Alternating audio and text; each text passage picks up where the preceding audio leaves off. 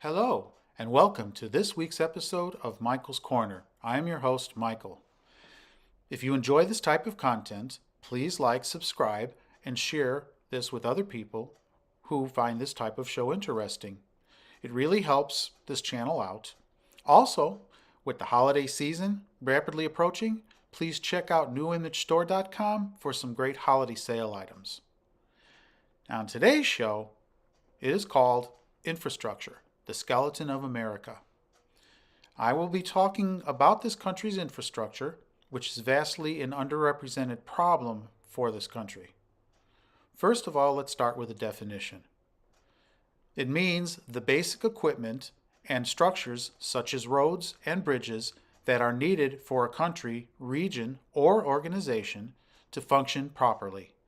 With the new infrastructure bill being released, I feel that this is an excellent time to talk about what it means for this country.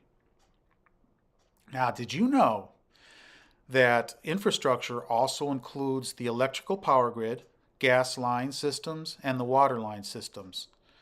Now, this skeleton is what allows countries and nations like the U.S. to thrive. But how does the U.S. measure up?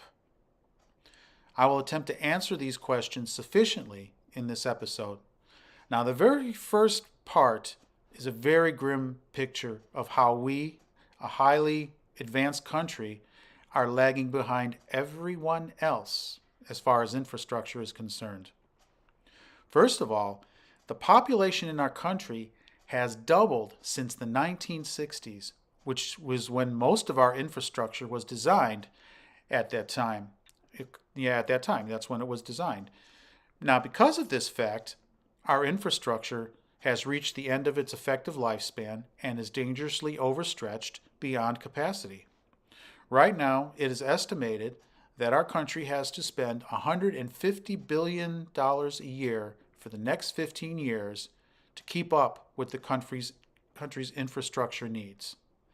Now, the sad part is that we are lagging behind developed and or developing nations.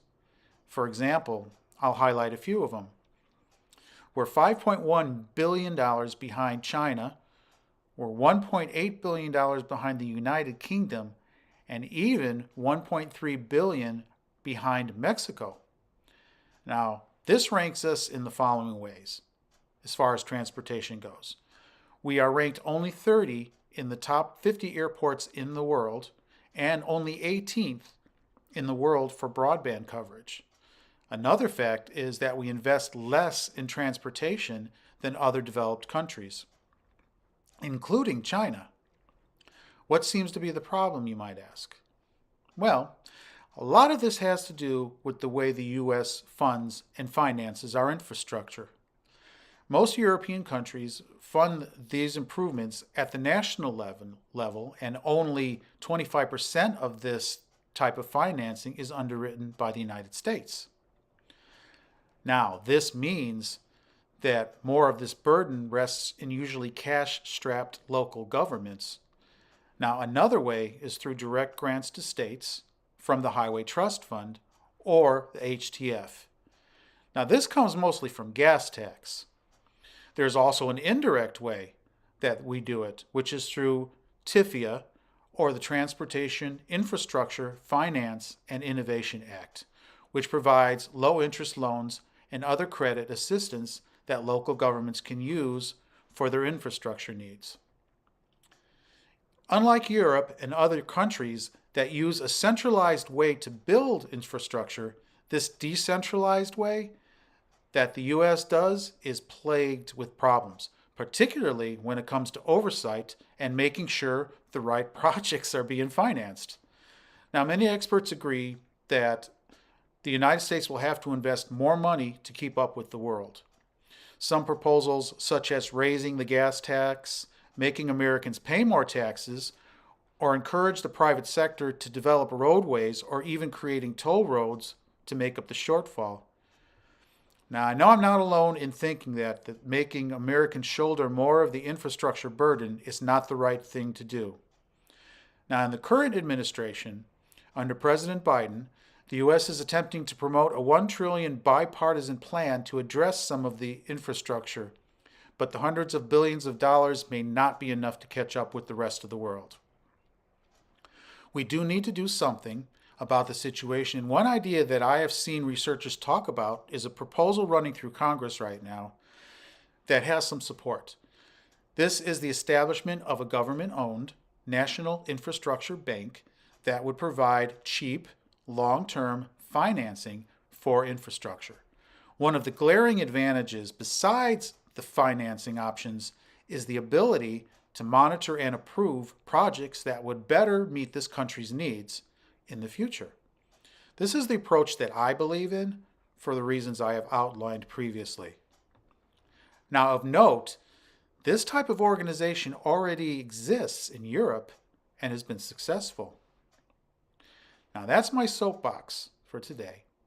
I will see all of you in the next section.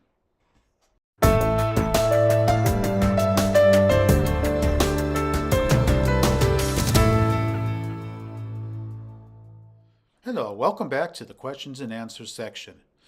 I hope you found the last section entertaining and informative. This has been a very interesting subject for me to cover.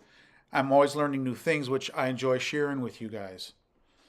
As for questions from you guys, I don't have any from you guys today, but I do have a question for this episode, and that one is, do you agree with my solution for our infrastructure problems?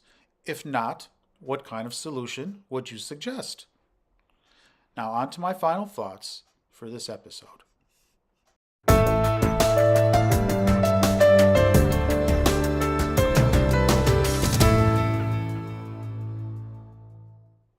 Welcome to the final thoughts.